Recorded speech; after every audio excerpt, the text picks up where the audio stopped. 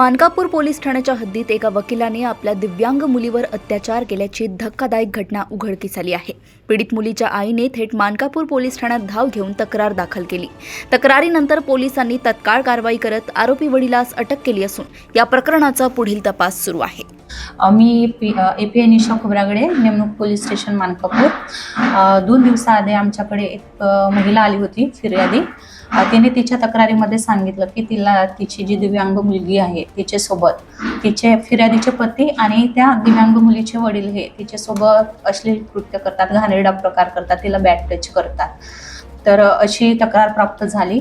त्याच्यावरनं सदरची माहिती वरिष्ठांना देण्यात आली आणि वरिष्ठांच्या मार्गदर्शनाखाली आरोपी वडील आहे त्याच्यावर गुन्हा नोंद करण्यात आला आहे। गुन्हा नोंद होताच तात्काळ आरोपीला अटक केली आणि त्याच्याकडे तपास करून आरोपीस माननीय न्यायालयामध्ये हजर केलं असता माननीय न्यायालयाने त्याला न्यायालयीन कोठडी रिमांडमध्ये ठेवले आहे।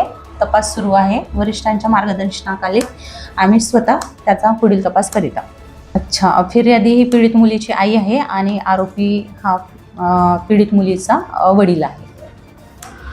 पीडिता ही दिव्यांग आहे आणि ती सध्या शिक्षण घेत आहे आणि वडील तिचे पेशाने वकील आहे।